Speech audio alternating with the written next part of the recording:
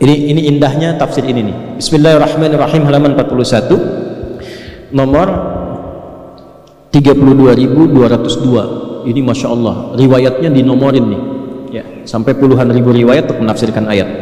Qala al-muallif rahimahullahu ta'ala haddatsana Ibnu Abdil A'la qala haddatsana Ibnu Thawr an Ma'mar an Qatadah mithlahu wa qawluhu yauma tarjuf rajifah.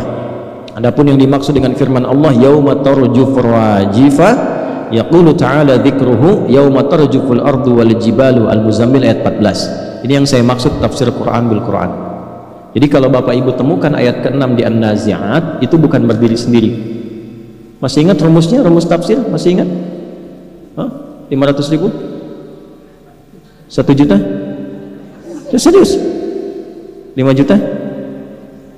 10 juta? Betul. Waktu habis. Habis. Habis waktunya, udah habis.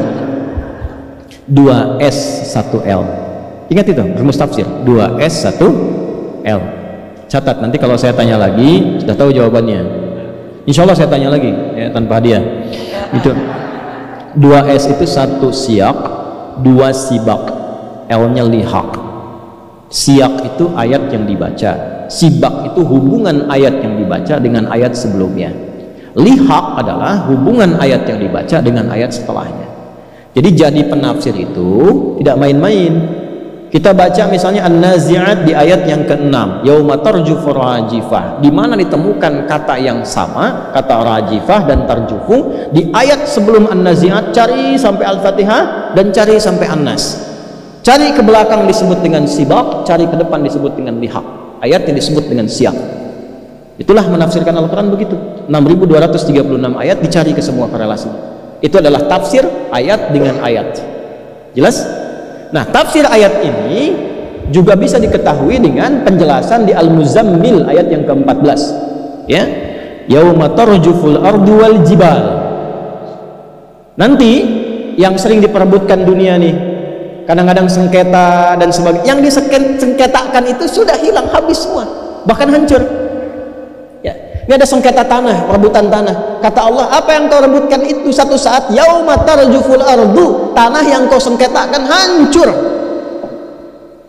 Sekali tiupan, hancur. Dulu sami'na, dengar ayat, gak ada yang rebutan lagi, wakaf, berbagi secukupnya hidup untuk beramal. Luas beramal boleh, tak mampu beramal dia bagi, karena dia tahu yang dipijak itu satu saat hancur semua. Tinggal persaksian yang dipijak itu bersaksi apa.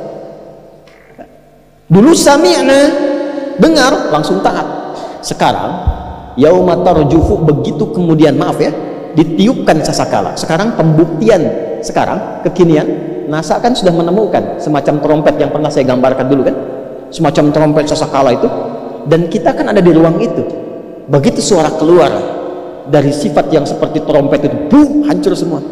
Ayatnya sudah dibuktikan dari 15 abad yang lalu, sekarang sudah ada pembuktian secara ilmiah. Masa belum yakin juga? Maksudnya gini, gak usah rebutan dunia. Kalau ada orang naik jabatan, gak usah iri, gak usah dengki. Ya, jangan cari manuver-manuver untuk menjatuhkan orang lain, karena pasti Allah tempatkan itu ada hikmah di dalamnya. Doa yang baik-baik, ya Allah berikan keberkahan di jabatannya, ya Allah berikan kenyamanan, kebaikan untuk dunia akhiratnya, berikan hidayah kepadanya. Itu yang dilakukan. Ya Allah, nggak pantas dia ada di situ, jatuhkan dia besok ya Allah. Doa apa? Nggak boleh, nggak boleh. Doakan, doakan, karena pasti ada hikmah. Ada orang kaya, doakan. Nanti dengan doa itu kembali ke kita keberkahannya. Kalau dipandang kita mampu mengolah harta, nanti datang. Nggak percaya silahkan, datang tiba-tiba tawaran pekerjaan apa. Demi Allah saya katakan, jaga. Allahu Akbar, hati itu jaga betul, yang baik-baik aja, nanti lebih tenang hidupnya begitu, lebih tenang. Yang bahaya itu yang nggak tenang, kaya nggak tenang, itu semua dikerjakan, maksiat dikerjakan, minum dikerjakan, narkoba dilakukan, karena nggak tenang hatinya Pak, dan nggak berkah itu.